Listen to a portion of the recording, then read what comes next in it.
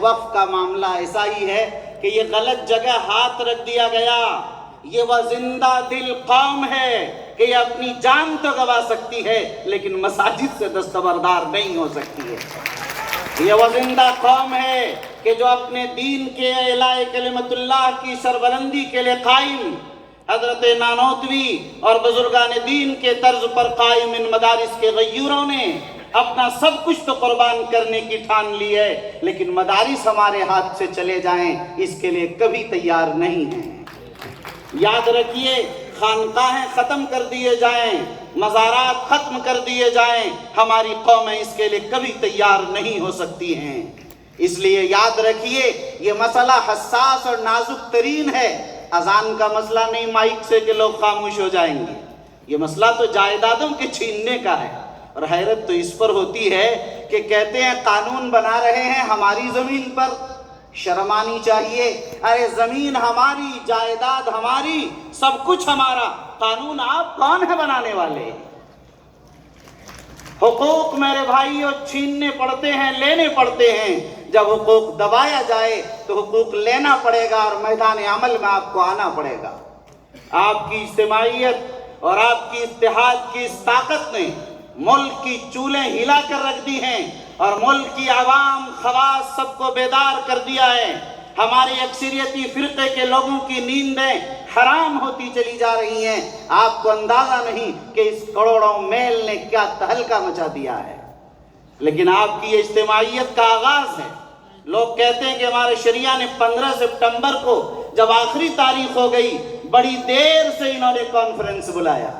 میں ان کو سمجھانا چاہتا ہوں کہ آپ شاید صرف اخبار بازی اور فوٹو کھینچنا چاہتے ہیں، وہی لوگ یہ کہہ سکتے ہیں، لیکن جو جانتے ہیں کہ یہ ایک لڑائی ہے جسے لڑتے رہنا پڑے گا اس قوم کو، اور لمبی لڑائی چلے گی. یہ ایسا نہیں کبھی 15 سپٹمبر تک ختم ہو گیا. یہ ایک سلسلہ ہے جو جاری رہے گا اور مسلسل یہ چلتا رہے گا اور آپ حضرات کو اسی طرح میدان عمل میں رہنا ہوگا انشاءاللہ. یاد رکھیے ایک بات ہے، خوشی کی بات ہے کہ ہمارے قائدین اور بزرگوں پر اعتماد کی دولت اور برکت کی بنیاد پر لوگ متحد ہیں. اجتماعیت ہمارے سامنے ہے. صرف بہار کی بات نہیں، all India Muslim personal law board کی آواز پر پورا ملک متحد ہے. ملک کی ذات اور برادریاں متحد ہیں، ملک کے قبائل متفق ہیں، ملک کی تنظیمیں متحد ہیں، ملک کی جماعتیں ایک پلیٹ فارم پر ہیں. آپ دیکھیے حیرت ہوگی، یہ پہلی بار میں دیکھ رہا ہوں اپنی عمر میں کہ کسی بل پر تمام اپوزیشن پارٹیاں بھی اس طرح پوری طاقت کے ساتھ متحد ہو اور اس طرح ان کا دل صاف ہو اور اس کے لیے پوری قوت سے لڑنے کے لیے تیار ہو. کبھی تاریخ میں یہ نہیں دیکھا گیا. اس لیے مجھے یقین ہے کہ ہمارے مدارس بچیں گے، ہماری مساجد بچیں گی، ہماری خانقاہیں بچیں گی، اور اوقاف کی جائیدادوں کو چھیننے کا جن لوگوں نے ارادہ کیا ہے یہ نہیں بچ پائیں گے انشاءاللہ. یاد رکھیے کہ ظلم کی ایک انتہا ہوتی ہے، ظلم کی ایک انتہا ہوتی ہے. دین و شریعت پر جب ہاتھ ڈالا جاتا ہے، دین تو قیامت تک کے لیے ہے، لیکن ہاتھ ڈالنے والے قیامت تک زندہ نہیں رہ سکیں گے. اس لیے میرے بھائیوں آپ اچھی طرح سمجھیے اور پوری اتحاد جو آج ہے اس اتحاد کو، اس اجتماعیت کو باقی رکھیے. اور میں کہنا چاہتا ہوں کہ یہ لڑائی آج آخری نہیں ہے. 15 سپٹمبر آخری تاریخ نہیں ہے، یہ تو آغاز ہے. صرف بیدار کرنے کے لیے آپ کو بلایا گیا. آپ بیدار ہو جائیے کہ کس طرح ہمیں لڑنا ہے، اپنے حقوق کو لینا ہے، اپنے حقوق کی بازیابی کے لیے ہمیں کیسا جہد مسلسل کرنی ہے. آج اس لیے بہار، اڑیسہ، جھارکھنڈ اور بنگال کے تمام ذمہ داران کو یہ دعوت دی گئی ہے تاکہ اس پیغام کو لے کر وہ جائیں اپنی اپنی آبادی میں، اپنے اپنے علاقے میں ہزاروں لاکھوں کی تعداد کا مجمع کر کے آپ ان کو یہ سمجھائیں، اس سے بیدار کریں تاکہ وہ جانیں کہ ہمارے بزرگوں، ہمارے اسلاف، ہمارے پرکھوں نے جو جائیدادیں ہمیں دی تھی آج ہم سے چھینا جا رہا ہے. میرے بھائیوں ایک بات اور میں کہنا چاہتا ہوں کہ اوقاف کی تاریخ اتنی قدیم ترین ہے کہ چھیننے والے اگر چھیننا چاہیں وہ چھینتے رہ جائیں گے اور یہ جائیدادیں ختم نہیں ہونے والی. آپ دیکھیے کہ جس طرح انسان کی تاریخ ہے حضرت آدم سے لے کر وہ سلسلہ قربانی کا، صدقے کا، اور وہ مسلسل ایک سلسلہ ہے. اسلام میں تو آپ دیکھ رہے ہیں کہ خود قرآن نے لن تنالوا البر حتى تنفقوا مما تحبون، خود اللہ کے رسول نے ہبہ کیا، صدقہ کیا، وقف کیا، ابو بکر صدیق، عمر فاروق، عثمان و علی، حضرت جابر، حضرت ابو طلحہ، اور کہتے ہیں مفسرین نے لکھا کہ صحابہ، انصار و مہاجرین صحابہ میں ایک بھی صحابی ایسے نہیں تھے جنہوں نے وقف نہ کیا ہو۔ ہر زمانے میں یہ سلسلہ وقف کا رہا، آج تک یہ سلسلہ جاری ہے۔ میرے بھائیوں، آپ حضرات یہ عزم کیجئے، لوگ ہم سے وقف کی جائیدادیں چھیننا چاہتے ہیں، لیکن اس مجمع کو آج یہ عزم کر کے اٹھنا ہے کہ انشاءاللہ ہم مزید آگے بھی اس وقف کے سلسلے کو جاری رکھیں گے، اور آئندہ انشاءاللہ وقف بھی ہم کرتے رہیں گے، کریں گے بھائی انشاءاللہ۔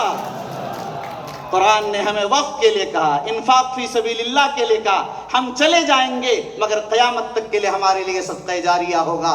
اگر یہ سلسلہ جاری ہو جائے، ہمارے مدارس بھی چلتے رہیں گے، خانقاہیں بھی آباد ہوتی رہیں گی، اور ہمارے سارے ادارے اسی نظام کے ساتھ چلتے رہیں گے۔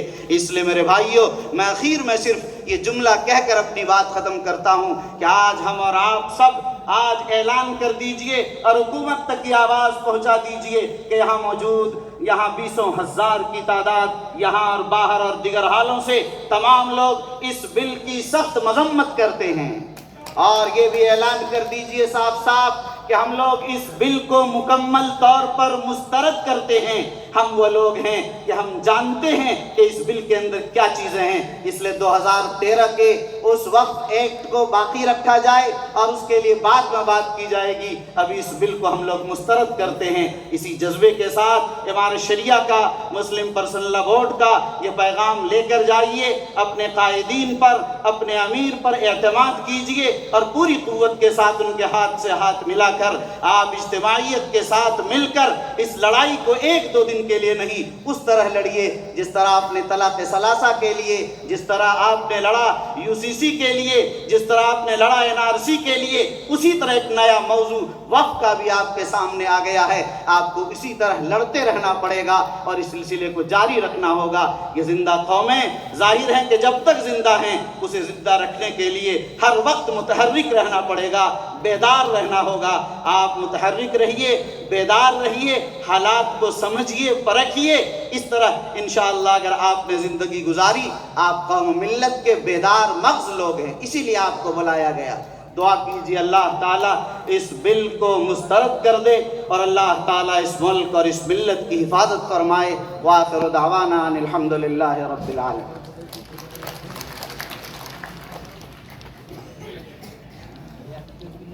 حضرت نائب امیر شریعت کے ناصحانہ